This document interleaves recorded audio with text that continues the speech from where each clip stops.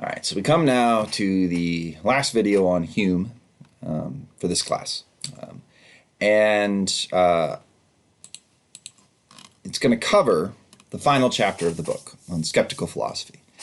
Now, part 1 of chapter 12, and there's 3 parts to this chapter.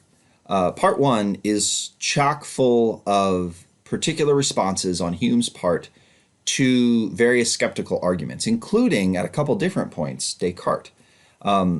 Hume is not the first person to respond to Descartes the way he does, but he's a fairly early person to respond to Descartes by basically saying, your skeptical arguments are totally impressive, but there's no way you can get out of it. There's no way you can find your way out of that skepticism. And his reasoning, although he doesn't come out and say it using these terms, because the terms hadn't really been invented yet, is that Descartes is guilty of circular reasoning. So what he says, he mentions Descartes by name, and he said what Descartes recommends is that we should doubt not only all our former opinions and principles, but also our very faculties. We should then search for our first principle on which we can rebuild. Right? But what he says is there is no such first principle. And even if there were, and remember, the first principle is supposed to be the cogito. So this is Hume denying the cogito. He's got another book, and to remind you, the cogito is the I think, therefore I am claim. In another book of Hume's, an earlier book, the Treatise on Human Nature, Hume goes into all the reasons why you can doubt the cogito as Descartes stated it. And if you're curious about that, take a course on history of modern philosophy. A lot of good stuff there. In fact, the Treatise on Human Nature, which is the earlier book that Hume wrote, is in almost all ways a more philosophically interesting book. It's just a lot worse written, a lot worse organized, and in addition to all the really great stuff, it's also got a lot of other stuff that, like, not so interesting. This book, Inquiry Concerning Human Understanding, is a much tighter, more elegantly written book. But Hume denies that there's any first principle that you can base all of your knowledge on, and he says even if there were, you couldn't reason from that first principle to anything else, precisely because you have put all your faculties, including your faculties of reasoning, in doubt. So here, as well as a couple other places in part 1, Hume makes very clear that he thinks Descartes' project is a failure, that everything after meditation 1 fails to do what Descartes says he wants to do. Now, you might think that means that, well, Hume's endorsing skepticism. And in a sense, he is. Hume thinks it's impossible to respond to the kinds of philosophical skepticism advanced by people like Descartes. It's impossible to respond to them with an argument. Because what the philosophical skeptics do is they essentially undermine reasoning itself. Right? So there's a more limited skepticism that Hume admits in part 3 can actually be somewhat worthwhile. A kind of limited skepticism that makes you less than 100% certain of the things you believe. Hume seems to, in this chapter, endorse a kind of fallibilism, endorsing the idea that not only can you know things without being 100% certain of them, it's actually kind of beneficial to not be 100% certain. But when it comes to the kind of philosophical skepticism of people like Descartes, Hume thinks, look, once you get to that point, there's nothing you can say, or nothing you can think of that can prove to you that there isn't something radically and deeply wrong with your way of understanding the world. Right? When you put certain kinds of things in doubt, you eliminate the possibility of ever relieving yourself of that doubt. His argument against skepticism, and he does have a kind of argument, isn't that you can provide reasons that show that there's an outside world that matches what you think about it. He can't prove that your senses are reliable. He can't prove that your understanding is reliable. His argument goes very differently, and it comes in at the end of part 2. So he says, that brings me to the chief and most unanswerable objection to excessive skepticism, namely that no lasting good can ever result from it while it remains in its full force and vigor. We need only to ask such a skeptic, what do you want? What do you intend to achieve through your skeptical arguments? He is immediately at a loss and doesn't know what to answer. A Copernican or a Ptolemaic, those are people who asserted various astronomical theories early in the scientific revolution, who supports a particular system of astronomy, may hope to produce in his audience beliefs that will remain constant and long-lasting. A Stoic or Epicurean, those are two schools of ancient philosophy. They came a little bit after Plato and Aristotle, displays principles which may not last, but which have an effect on conduct and behavior. But a Pyrrhonian, Pyrrho was an ancient skeptic around the same time as the Stoics and the Epicureans. Descartes was very much following Pyrrho and the Pyrrhonaics in his arguments in Meditation 1. But a Pyrrhonian cannot expect his philosophy to have any steady influence on the mind, and if he did, he couldn't expect that influence to benefit society. On the contrary, if he will admit anything, he must admit that if his principles were universally and steadily accepted, all human life would come to an end. All discourse and action would immediately cease, and men would remain in a total lethargy until their miserable lives came to an end through lack of food, drink, and shelter. This is Hume's response to skepticism. He actually sort of foreshadows it a little bit earlier in the chapter when he points out that it's just natural to believe that our senses are reliable and accurate. And skeptical doubts can't survive leaving the philosophy lecture room. Once you go outside, they all go away. You might have had that experience yourself after listening to these videos that like, well, okay, it was interesting to hear some of these doubts that the professor brought up or that the professor talked about the philosophers having brought up. But like once I get on with life, right? I don't even have to go outside. Once I like get up and go away from the desk or like put my phone down where I was like listening to or watching the video. Once I do that, like I just get on with it. I have to get on with it. Right?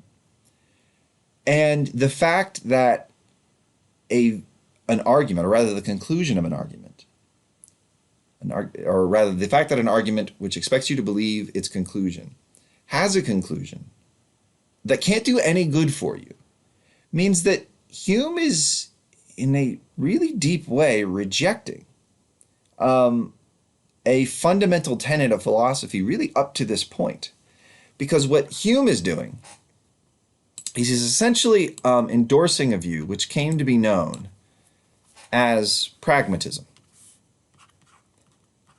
Pragmatism is a school of thought most commonly associated with American philosophers. It's often said that this is the only distinctively American contribution to philosophy. Some people like to talk about the transcendentalists as philosophers. If you consider people like Ralph Waldo Emerson philosophers or Henry David Thoreau philosophers, they're really, really bad philosophers. I wouldn't want to hang America's hat on them.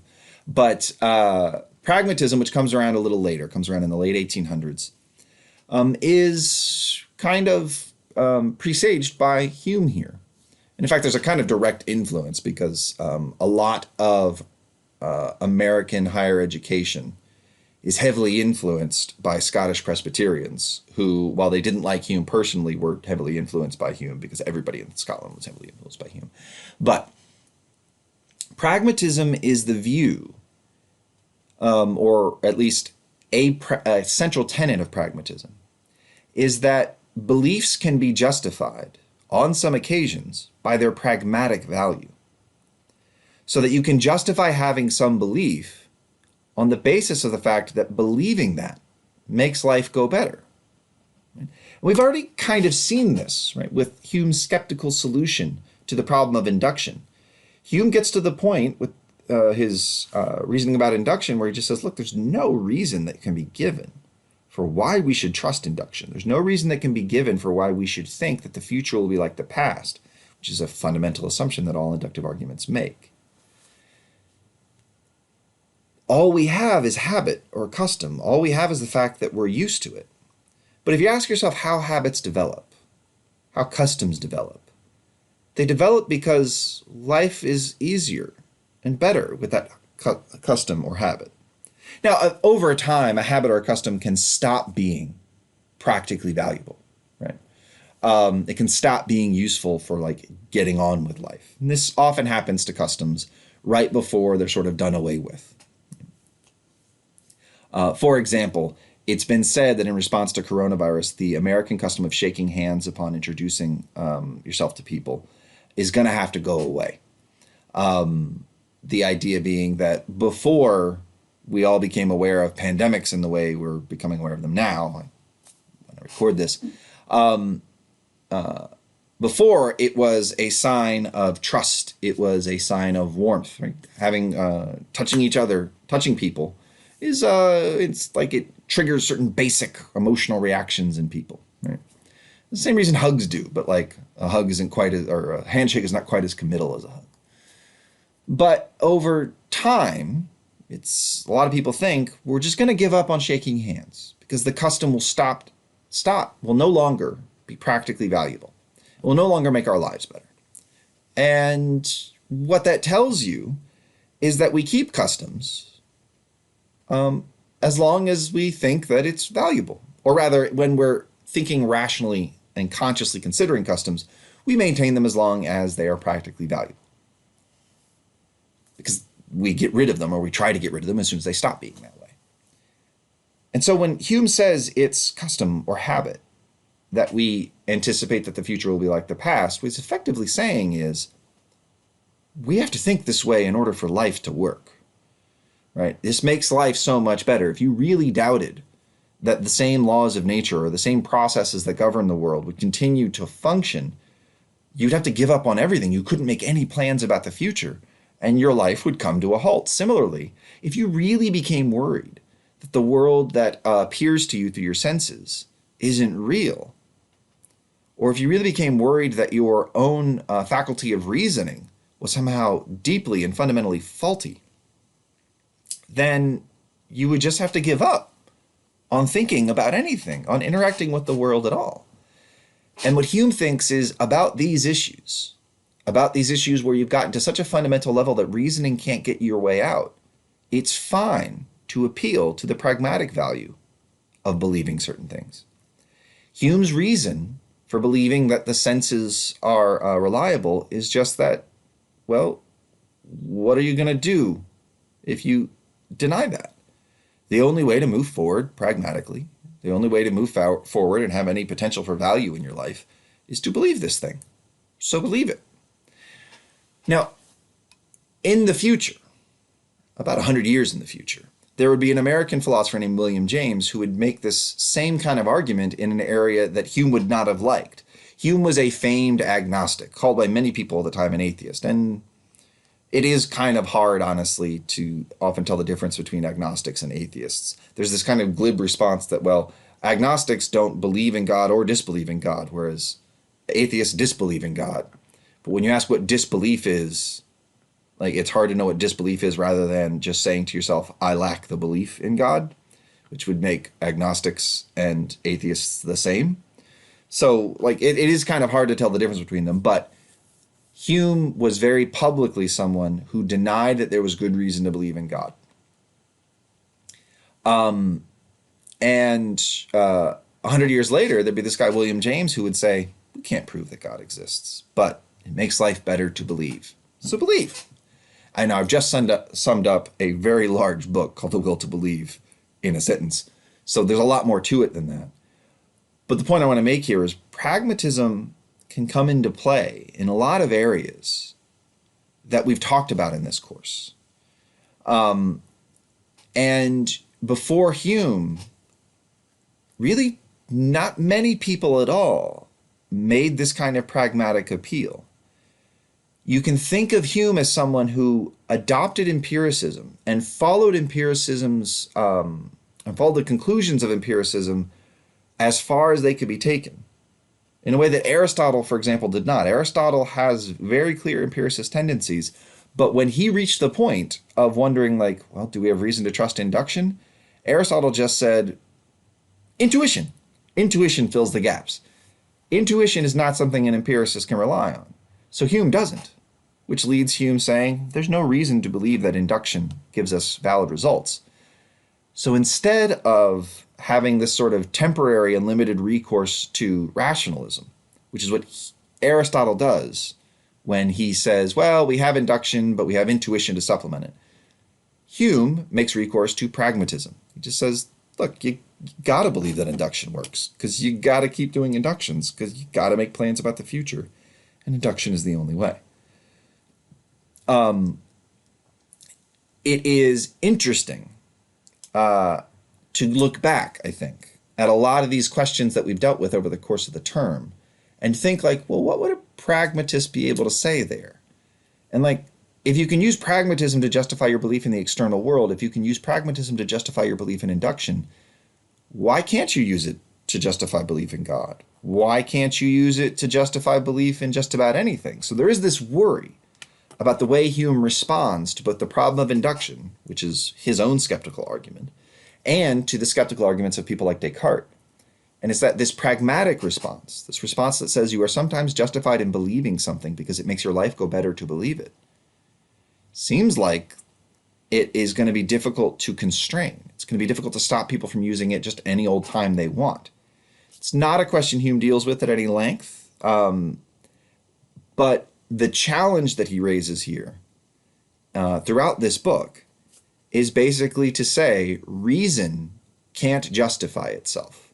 You cannot, through philosophical reasoning, come to justify our ability or the reliability of our reasoning.